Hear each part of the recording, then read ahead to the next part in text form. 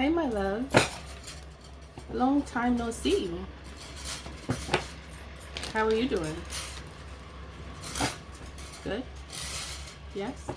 That's good. You having a good day? So far, so good? Even if it's not, it's okay.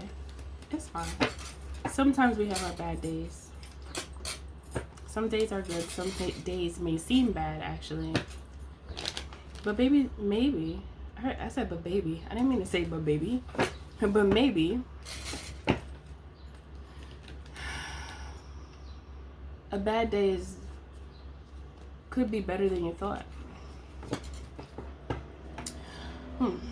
I say that because sometimes we think things are bad when they're actually good. And the things that we think are good are bad. Isn't this a confusing place? So confusing. Just really think about that. Sometimes when we think things are good, they're not good. And then when we think that they might be bad, they are absolutely perfect.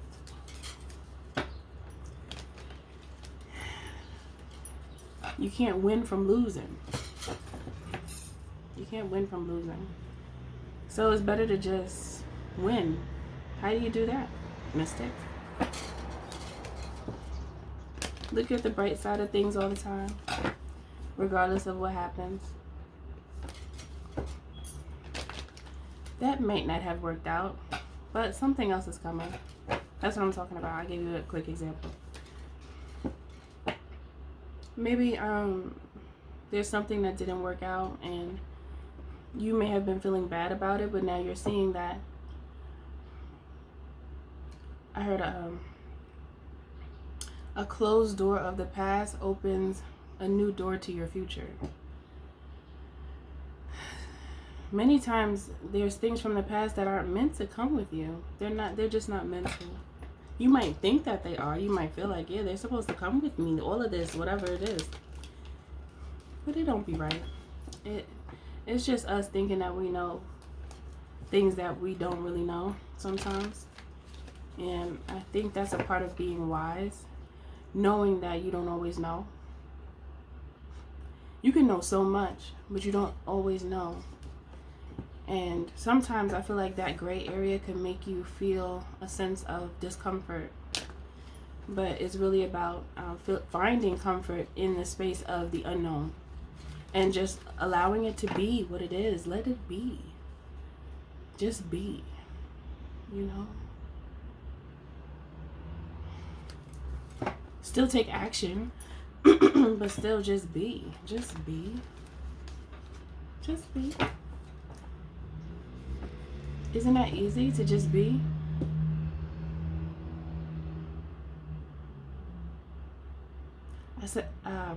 I heard, allow the space to grow around you. Allow the space to grow around you. Expansion. Because sometimes we think we're going one place and we end up somewhere totally different. And that's what I'm saying. Like, that's the beauty of the gifts that we receive from God. It's like, I don't know what them little things are called. What are they called? It's like a doll inside of a doll inside of a doll inside of a doll. I don't know if they're from Italy, but I don't know what to call the things. My phone is on the charger. Shall I go get it? Do I want to? I don't know. What do you think? You think I should get my phone?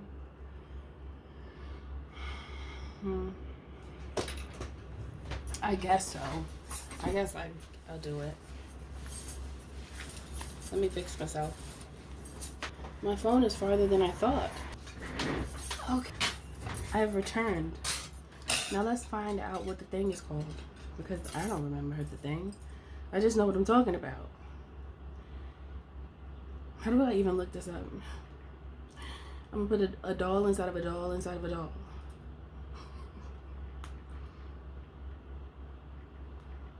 I think you guys know what I'm talking about. See, it came up. Okay, the description: a doll inside a doll inside a doll. That's funny because it says what I said. Okay, refers to a what?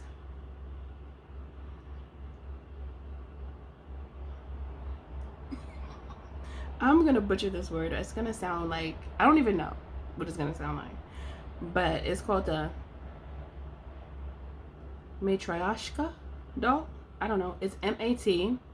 It looks like Matryoshka. Matryoshka. It's making me remember ayahuasca. Ayahuasca, because the ska came out, you know, for those who watched that video. Also known as a Russian nesting doll or a babushka doll. I've heard of that before. I heard of the babushka, but not that first other word that starts with an M that I probably said all wrong, because I think I did. These are sets of wooden dolls, typically painted, where smaller dolls are nested inside larger ones. Yeah, tell me about this doll. Tell us. It's that word again. Matryoshka dolls originated in Russia in the late 19th century. They were created by Russian artists, and the first doll was inspired by Japanese Fukuruma figurines. Fukuruma. I think I kind of like that word. I like the Ruma part. Anyway, the dolls are typically crafted from wood and painted with traditional designs. Each doll is hollow, allowing smaller dolls to be placed inside. Cultural significance. Matryoshka dolls are a popular Russian souvenir and are considered a symbol of Russian folk art and culture. They often represent family and generational bonds, as the dolls are nested within each other. Oh, that's an interesting purpose or representation. Matryoshka dolls come in various sizes and styles and can be found with different themes, such as peasant girls in traditional dress. Matryoshka, it actually sounded easier for me to say at that time. I didn't pause. Matryoshka dolls are handcrafted, often by individual artisans. I still don't know if I'm saying it right, but I did spell it for you. Beyond Russia, while originally a Russian tradition, Matryoshka dolls are now recognized and appreciated worldwide as a unique and charming collectible.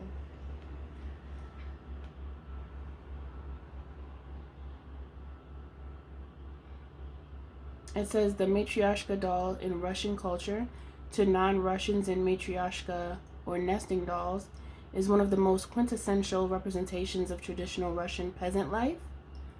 It appears to foreign eyes as a relic of quaint serf culture. Surprisingly, however, the Matryoshka is barely 100 years old.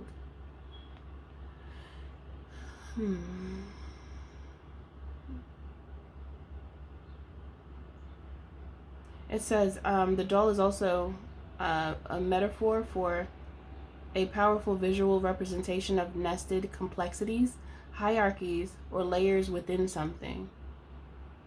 It is often used to illustrate concepts like the layers of a person's personality. I always think about like the lotus flower, or I think about the spirals of an onion sometime when I think about the layers of people, like how we are as people, as a people. A progression of events, or the relationship between broader and narrower phenomena.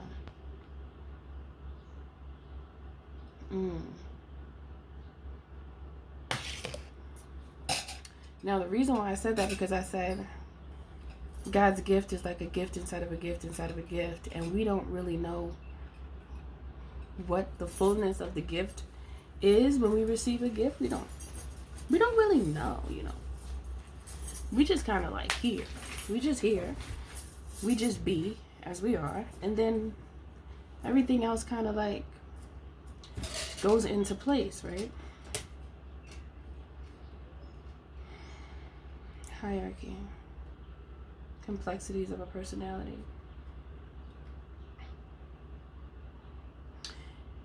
I just heard allowing life to unfold without trying so hard. I think you always take action, but still allow things to be. It's like, I heard lucid. Allow things to, it's like flow. I'm getting flow. Allow things to flow. Allow things to be. When we're rigid, I think we cause this unnecessary resistance. Sometimes it's okay to be flexible. I think a lot of times it's okay to be flexible. I feel like it's a good way to be accepting of the change, because I feel like we're supposed to change on a regular basis because that shows that we're growing. Change equals growth. Growth equals change. I think I could say that interchangeably.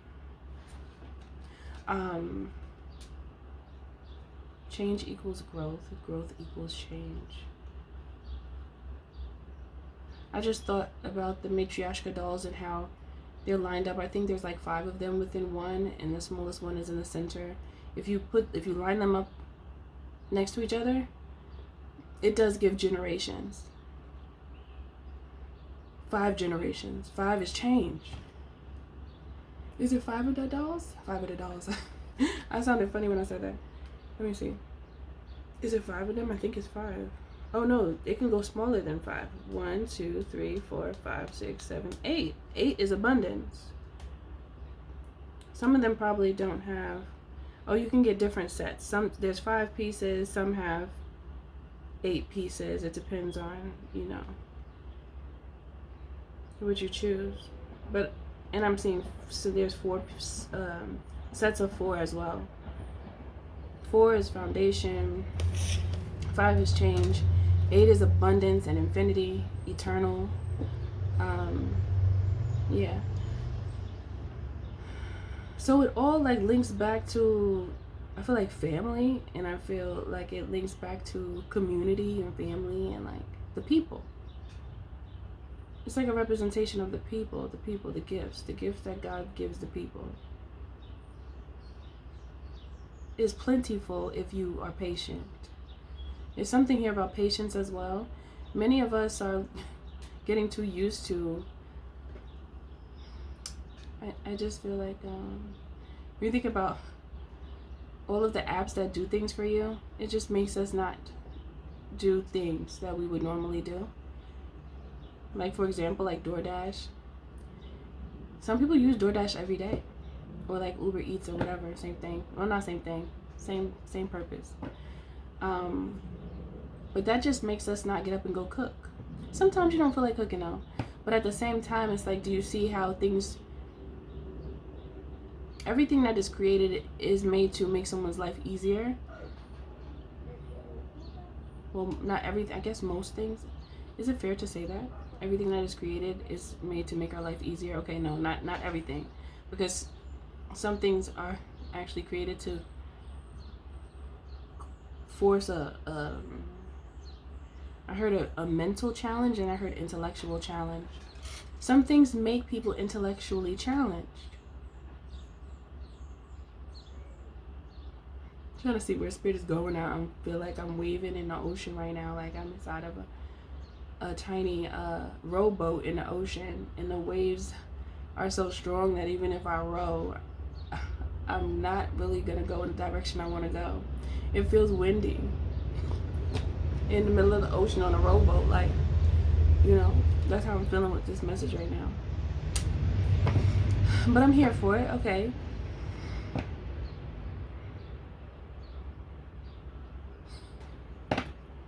Where am I going here? Where are we going, Spirit? Where are you taking me? Or us?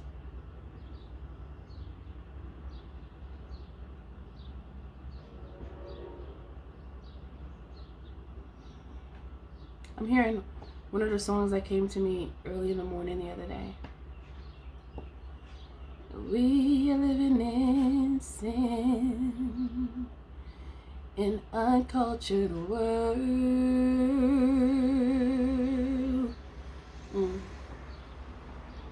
We've been living in sin, an uncultured world. It's making me feel like I'm shrinking. There's something about it. It makes the hair stand up on my arms. It's not much hair. It's just a little bit, you know. Just a little bit. I'm not that hairy, but it does that to me. It gives me chills when I say it. An uncultured world. That makes me want to cry a little bit.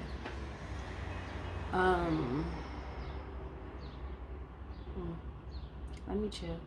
Hold on. I'm trying to go back to where I was.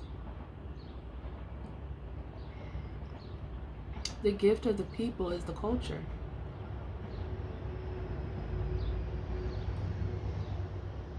We don't have to live in an uncultured world anymore. Because we set the tone, the frequency. We set the tone, we set the frequency. We have the abilities to do so. As long as we know how to work together. We learn how to work together. You know what I think about a lot? Is the reason why people have been led to this space to be so disconnected and detached to one another in our society or here in the United States. Is it a part of the plan to force us to learn how to work together? Could it be? I'm not saying I'm right. I'm just wondering, like, because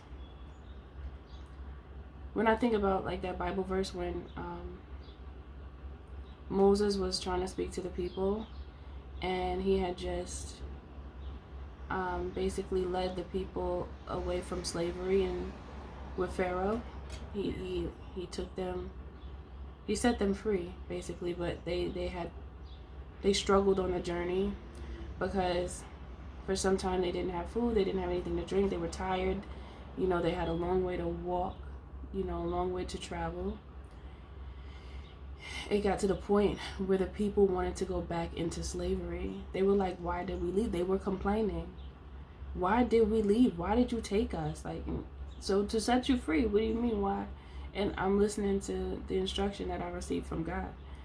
And they was like, what? Moses was, I think he was on the top of the mountain or right in front of them, one or the other. And he was telling them, like,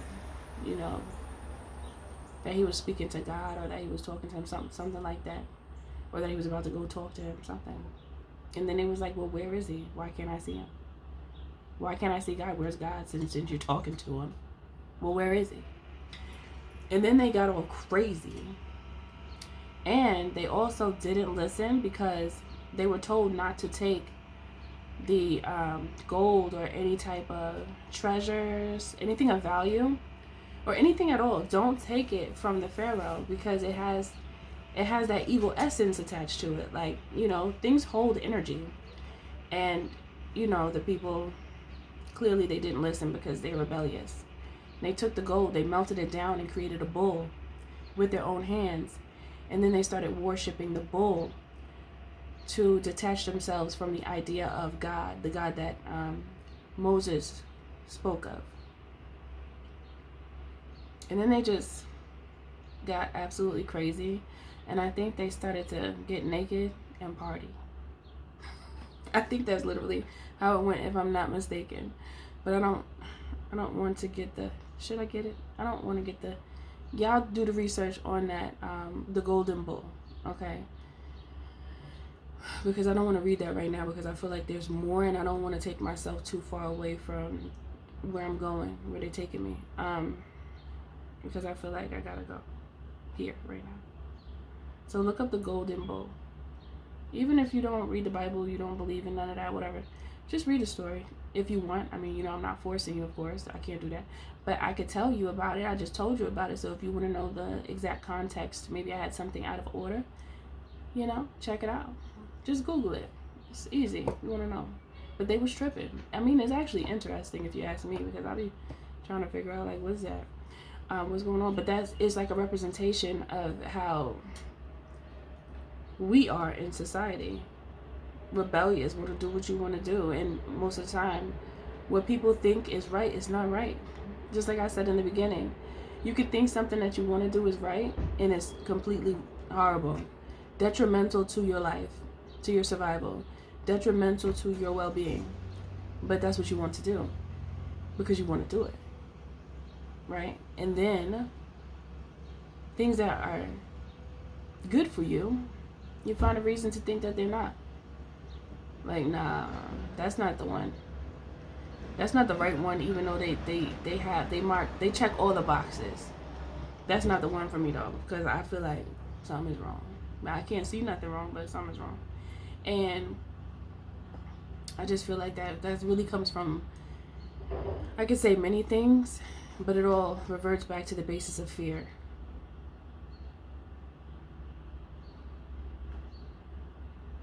And then after that, Moses went to the burning bush and spoke with God. The burning bush. He heard God's voice through the burning bush on the mountaintop as the people chose to be tripping down there, getting naked. And I think they was probably having orgies too, probably. They was tripping. I just heard Sodom and Gomorrah. Yeah. So what else? In order to experience a cultured world in the aspects of the world that has no culture, I heard there is no culture without us. Because we are the creators of most things in the world. So we are the culture, but then the culture is masked by another culture. And then it's not showing the true nature of the culture. So it's an uncultured world because everything is a facade. So mixed up and messy, right? So our job is to learn how to work together. It sounds so simple, right? Because it is. It can all be so simple,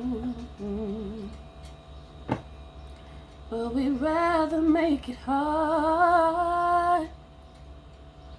Loving you is like a battle. And we both something. What you say? Tell me who I have to be to get some reciprocity. No one loves you more than me, and no one ever will. Hey, she give me chills. Hey, I got chills. Is this just a silly game? Silly game that forces you to act this way. Ooh, chills again. You know what? I like it when there's layers to the voice and she sing and then she sing again, but it's like on top, like stackables. It does something it's like a brain massage for me. Forces you to scream at me, then pretend that you can't stay. Tell me who I have to be. Ooh, girl. Okay, let me get back to the message because I just got taken away to a place. What a nice place I was. What a nice place. Shout out to Laura Hill. Because what? Stop it. No, keep going. Anyway. So good. When I said so good, it's like a flash of another song came to me, but I don't know what it is. I don't know. Now I'm hearing kissing you. Kissing you is not enough for me. Let me stop thinking about music because it's taking me away from the message. Stop it, guys. I keep getting streams of music in my mind. I'm trying to talk. It just goes back to the uncultured world and how it's up to us to figure that out. So there's so many distractions set to take us away from our roots. The roots are nourishing. Ooh. Don't get me talking about that ancient tree. You know what I find special? There's certain parts of I want to say it's Zimbabwe.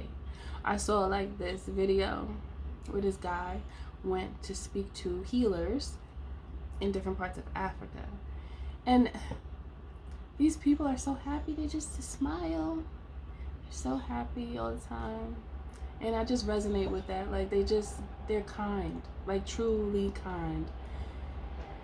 And he was basically asking, how does he go about healing when it comes to using the essence from the tree? And he said he goes up to the tree and he like prays and speaks to the tree and asks the tree if he can borrow some of the essence from the tree, and he'll like take off a leaf or a branch or bark or whatever he needs to do his ritual or practices. And I think he also, I believe he said I don't know if he gives the tree a blessing along with something else, but there's like a give and take and there's respect. Like he literally showed respect to the tree, you know, because the tree is like an elder. The tree is ancient. It's seen so much, and it actually is alive. If there was no trees, there would be no oxygen and we could not breathe. And what does the modern man do? Cut down the trees to build.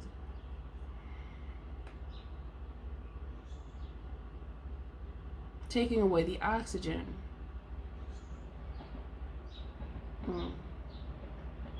Decreasing the oxygen levels with omissions. I mean, is it emissions? Emissions. Is it right? Emissions? There's one of them. I think omissions is something else.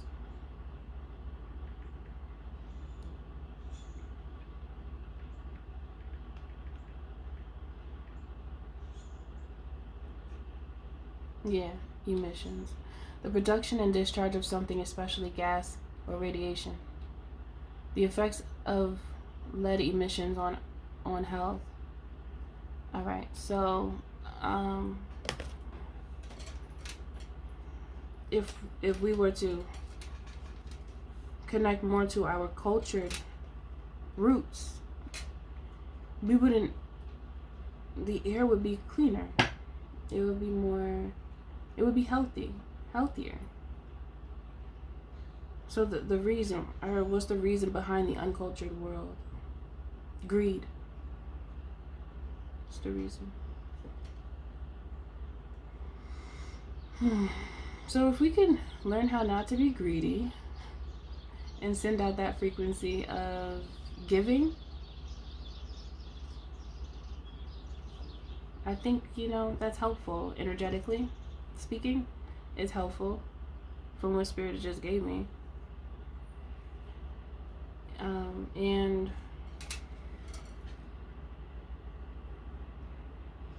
however, it doesn't matter how you give and what you do exactly, but it's just about the energy.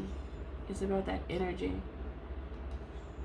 But when you are taught to think selfishly all the time with everything, it shifts the frequency and it decreases it.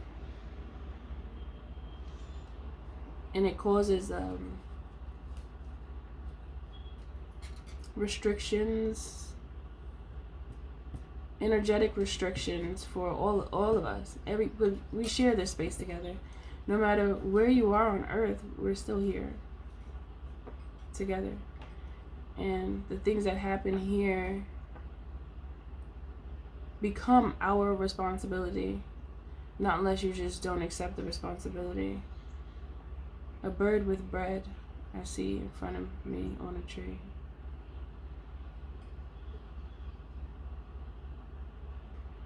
And he was with another bird. He's about to go share his bread.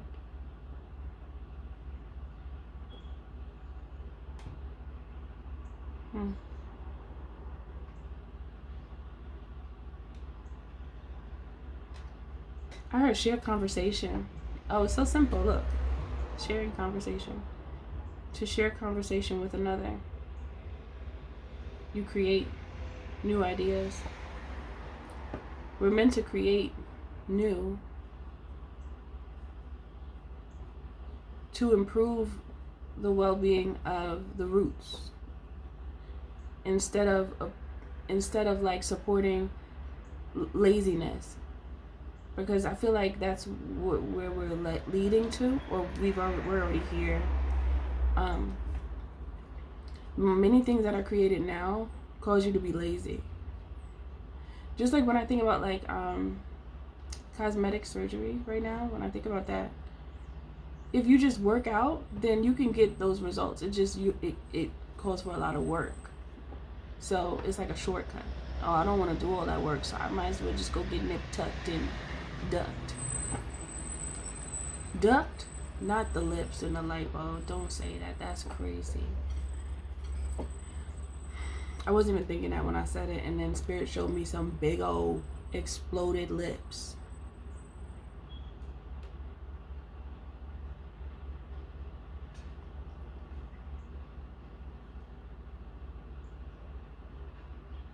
It's reminding me of that weird dream I had.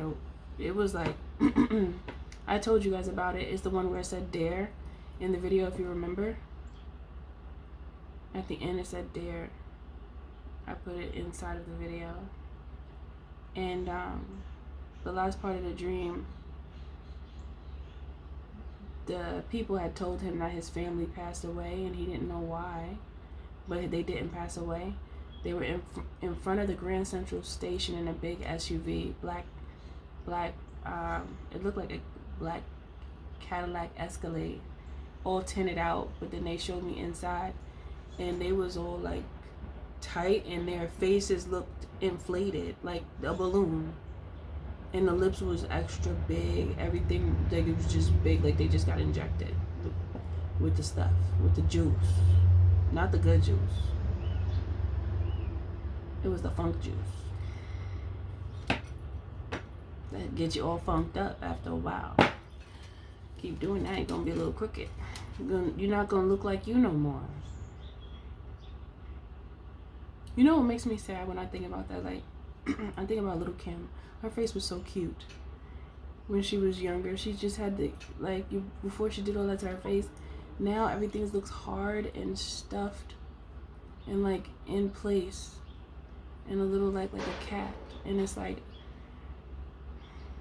and then I heard it becomes like addictive after a while. It's like, you know, I understand what people choose to do is what they choose to do, but just thinking about that, it's heartbreaking.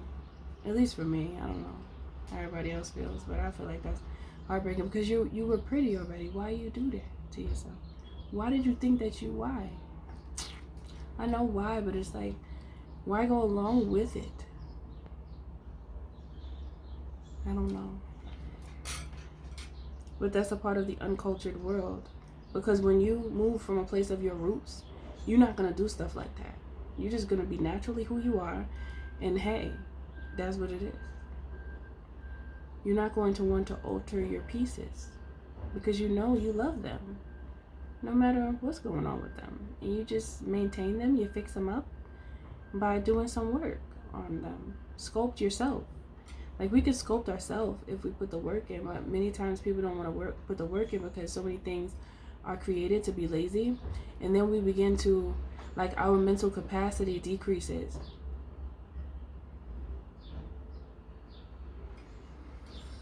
And then nobody's thinking because everything is done for you.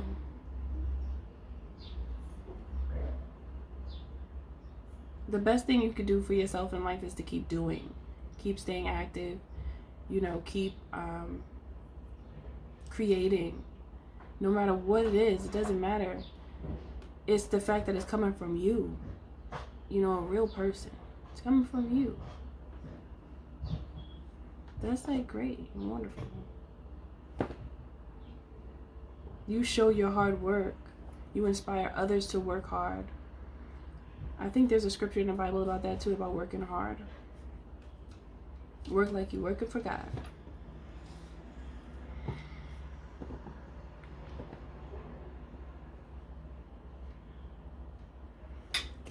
Let's look. I don't feel like getting up to get my Quran right now, but let's look for a scripture about working hard in the Quran. Let me see what it says. Hey, stop being loud.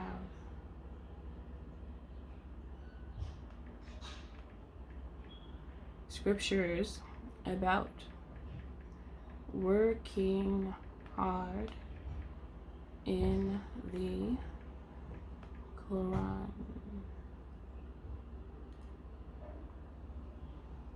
Man will not get anything unless he works hard. And when the prayer has been concluded, disperse within the land and seek from the bounty of Allah. Highlight the value of effort in seeking sustenance through honest labor. Let's see. This verse directly states that a person will not receive anything without striving and working hard. It emphasizes that success and reward are earned through effort, not by simply wishing for them.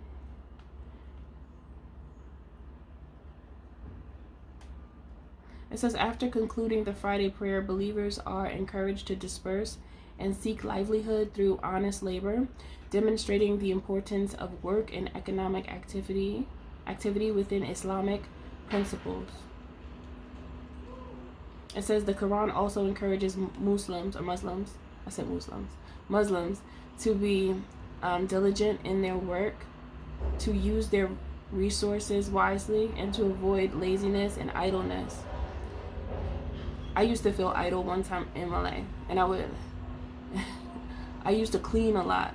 I mean, I still clean, but it was like I wasn't working at the time, and I wasn't in school yet, and I had an idle mind, and at that time I would often think about things that weren't really good to think about. So to keep myself busy, I was cleaning and cleaning and cleaning. I was cleaning things that I was moving my whole apartment around, and all. I was doing too much. But it was a part of it was like healing for me. That was a part of my coping mechanism. It did help me though. It did. And anyway, what else saying? In addition to these specific verses, the Quran also emphasizes the importance of using wealth wisely. Muslims are encouraged to earn wealth through honest means and use it for good purposes, including supporting their families and contributing to society. Respect for labor. The Quran recognizes the dignity of labor and encourages employers to treat their employees fairly, avoiding excessive focus on worldly affairs. While the Quran emphasizes the importance of work, it also encourages Muslims to remember Allah and prioritize spiritual matters, finding a balance between the worldly and the spiritual. That is very important that we do that. And that I feel like that's what's missing, because a lot of people don't engage in any aspect of themselves that has to do with spirituality. It's always about just the physical. It's always about things that are vain. It's always about things that don't really matter that much. It's about, like, the things that are spoken of the most are the vain things. The things that are like the things in the physical, not the spiritual. So if we spend time to connect ourselves to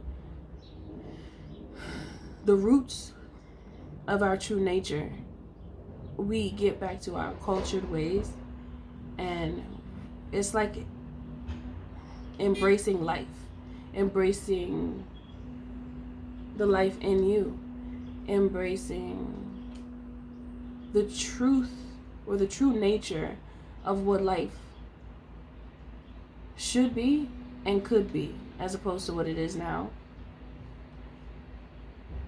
Because the information is here for us. It's just how we utilize it. Because the information is here now. It's not like hidden as much as it was before. So now it's a matter of if you want to or not, really. That's what it boils down to at the end of it all. Like, do you want to do this? Or do you not want to do this? It's the question. Yes. Yes. That's what it is. Do you want to do this, people? Or do you not want to do this?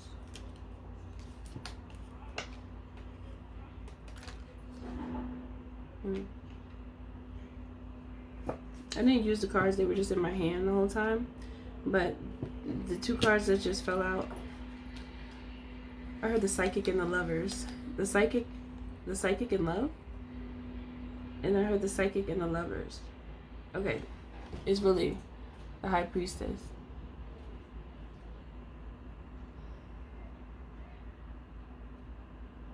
The High Priestess in Love. You see how that blue is right there in the middle of both of the cards? It's so bright, right? It's pretty, actually. Love and intuition. That's what we need to use. Love and intuition. I think that's a great way to end this message. Your intuition is your connection with yourself and your connection with your ancestors that like run through you. Once you really connect to your true nature, you unlock yourself. As a part of the unlocking, I heard the unlocking ritual.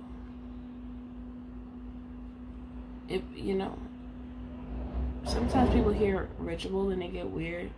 And then they start thinking somebody's trying to do something crazy. But a ritual is just something you do all the time. Like, just like how they say a regimen. A regimen, I feel like, is a ritual. A ritual is a regimen. Let me look that up real quick. I feel like it's the same damn thing, honestly. Maybe it's a little different, but I feel like it's you doing something regularly for a purpose. Okay. Ritual versus regimen.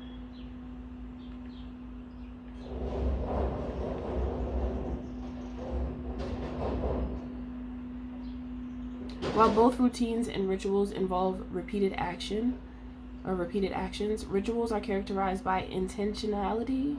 I said that funny. Rituals are characterized by intentionality, meaning, and a focus on the experience, while routines are often more about tasks or task completion and structure. I said regimens. I didn't say routine or whatever. Same thing. In essence, a ritual can be thought of as a routine imbued with purpose and mindfulness. Okay, that's the difference. It's really the intentionality. It makes it a ritual. Like to meditate.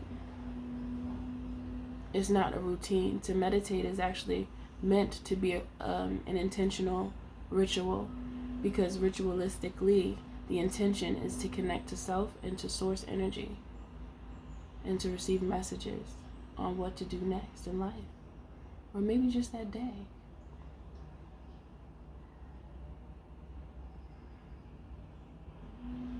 Even an hour from now is the future. Anyway, turning a mundane activity into something more meaningful.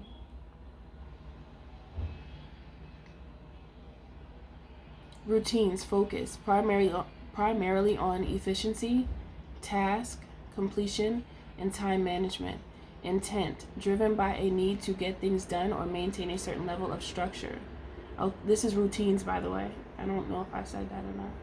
Examples: brushing teeth, going to the gym, showering. Characteristics can be rigid, autopilot driven, and may not involve conscious engagement. That's true.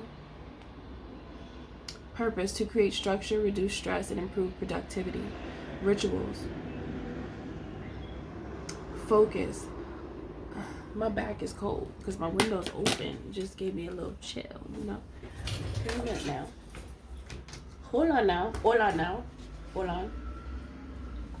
Un momento. I just went to the Caribbean, to Spain real quick.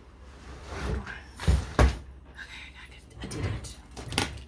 Alright, so rituals focus on the experience, meaning the intentionality of the action. Alright. Intent, driven by a desire to connect with something larger than oneself, create a sense of purpose, or mark a transition. Examples: morning journaling, meditation, setting intention before bed, or savoring a cup of coffee. Yeah. Okay. Characteristics: can be flexible, mindful, and involve a conscious effort to engage with the moment. Engage in the moment. Okay. When you are experiencing the beauty of ritualistic activities that you choose to do in life with intention, engage in the moment. The more energy you put into it, the more powerful it becomes. The potency increases, okay? You must remember this. Purpose: to bring meaning to daily life, promote mindfulness, and foster a sense of connection. In essence, routines help us manage our days and get things done, while rituals can add meaning, which is what we need. We need meaning. We need purpose and a sense of connection to our routines. By infusing routines with intention and mindfulness, you can transform them into rituals. Let's get the rituals going, all right? Because the rituals bring us to a place of purpose. We are a people of purpose. We are here for a reason. It's about connecting to the seasons, okay? This is what it's about. Connecting to the seasons made me think about connecting to change and connecting to our ability to meet each other on like this frequency that holds this like sustainability. There's like sustenance there in this space that I'm talking about. It's like there's sustenance there when we're linked up. It's like nourishing to the soul. Oof. The things I see in my mind are just like so beautiful. They make me just so beautiful. Oh. The things we could do together. We're such a beautiful people, aren't we? We're so beautiful. We have so much inside of us, and there's so many gifts that many of you have inside of you that you haven't really used yet, because I don't know why you didn't use it. You answer that question. I don't know what you're doing over there. You're not using your stuffs. You better use some things. Stop playing. They're not just good for you, they're good for everybody, whatever you got going over there. That's why we have them. I mentioned that in my book, actually, now that I think about it. Yeah, I did.